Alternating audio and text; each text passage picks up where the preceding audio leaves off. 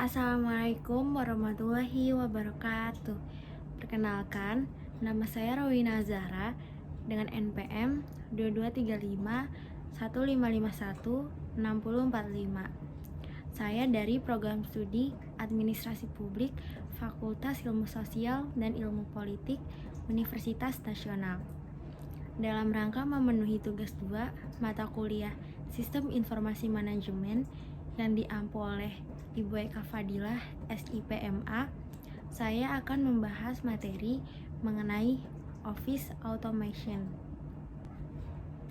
Yang pertama adalah Office Automation dapat bertujuan untuk menggabungkan teknologi tinggi melalui perbaikan proses dalam pelaksanaan pekerjaan demi meningkatkan produktivitas pekerjaan. Jadi, dalam melaksanakan pekerjaan, kita dapat menjadi lebih produktivitas jika menerapkan Office Automation atau OA.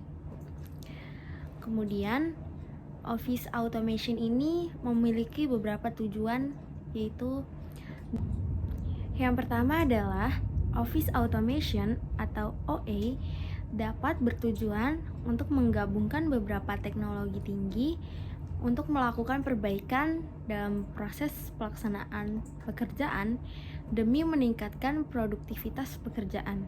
Jadi jika kita menggunakan Office Automation atau OA, maka ini akan membuat pekerjaan kita menjadi lebih produktivitas. Kemudian Office Automation ini memiliki beberapa tujuan, yaitu OA dapat meningkatkan produktivitas dalam pekerjaan. Yang kedua, Office Automation akan membantu manajer dalam memecahkan suatu permasalahan yang ada melalui adanya komunikasi yang baik. Tentunya dalam memecahkan masalah yang ada, kita membutuhkan komunikasi yang baik sehingga terkoordinir cukup bagus dan kita menemukan jalan keluar yang terbaik. Kemudian Office Automation terdiri atas semua sistem elektronik yang bersifat formal maupun informal, terutama yang berkaitan dengan komunikasi informasi kepada dan dari orang-orang yang berada di dalam maupun berada di luar perusahaan. Jadi, teknologi yang ada di Office Automation ini tidak hanya dapat dijangkau oleh yang berada di dalam perusahaan, sehingga dapat dijangkau oleh orang yang berada di luar perusahaan. Kemudian ada beberapa kelompok untuk pemakai OA atau Office Automation. Di sini ada 4. Yang pertama adalah menciptakan atau knowledge worker. Yang kedua ada profesional. Yang ketiga ada sekretaris. Dan yang keempat atau terakhir adalah clerk. Di sini kita akan membahas satu persatu dari aspek profesional. Oke, profesional ini merupakan orang yang memiliki keahlian khusus yang membedakan mereka dengan sekretaris dan pegawai administrasi pada umumnya. Sesuai dengan title-nya profesional, maka orang yang berada di profesional ini memiliki keahlian yang berbeda dengan pegawai administrasi maupun sekretaris yang ada. Profesional ini mempunyai tugas tertentu seperti pekerja riset marketing. Kemudian ada sekretaris dalam membantu knowledge worker untuk menangani korespondensi, maka sekretaris berperan sangat penting. Kemudian menjawab telepon, mengatur jadwal tugas atau perjanjian dan lainnya. Untuk yang poin pertama, sekretaris akan membantu knowledge worker dalam menangani korespondensi. Sehingga jika knowledge worker ini mengalami kesulitan atau kesusahan dalam menangani korespondensi, maka sekretaris akan selalu siap bersedia untuk membantunya untuk menangani korespondensi. Kemudian yang terakhir adalah clerk. Clerk ini membantu sekretaris dalam menyusun sebuah dokumen maupun mengarsipkan. Jadi di sini sekretaris dapat dibantu oleh clerk untuk menyusun sebuah dokumen maupun mengarsipkan sebuah dokumen. Tentunya di sini ada beberapa manfaat dari OA, sama seperti sebelumnya. Di sini manfaat dari OA adalah meningkatkan produktivitas kerja. Kemudian mempermudah komunikasi formal maupun informal, terutama komunikasi informasi dengan orang-orang di dalam maupun di luar perusahaan. Jadi balik lagi tadi, yang dapat menjangkau OA ini tidak hanya orang yang berada di dalam perusahaan, tetapi di luar perusahaan dapat menjangkau office automation. Kemudian yang terakhir adalah office automation atau OA akan mempermudah dalam melakukan pengolahan dokumen, sehingga kita tidak kesulitan dalam melakukan pengolahan dokumen yang ada. Kemudian di selanjutnya ada aplikasi dari OA. Di sini ada 5 aplikasi dari OA yang akan saya bacakan. Yang pertama adalah work processing. Work processing adalah suatu penggunaan alat elektronik secara otomatis melakukan beberapa tugas yang dibutuhkan. Jadi di sini alat elektronik mampu melakukan beberapa tugas yang diperlukan, sehingga tidak harus dengan manual, kita dapat menggunakan alat elektronik yang ada. Kemudian yang kedua adalah electronic mail. Electronic mail ini merupakan sebuah komunikasi yang bersifat satu arah atau one way communication. Komunikasi ini menggunakan komputer jaringan yang sudah dapat mengirim, menyimpan, dan menerima sebuah pesan. Jadi tidak hanya satu aspek yang dapat dilakukan, tetapi ada 3, yaitu mengirim pesan, menyimpan pesan, dan menerima pesan. Jadi sangat membantu. Di dalam satu aplikasi saja kita sudah mendapatkan 3 kegiatan yang dibutuhkan. Kemudian ada voicemail. Sebenarnya voicemail ini sama seperti electronic mail, hanya berbeda dia menggunakan suara.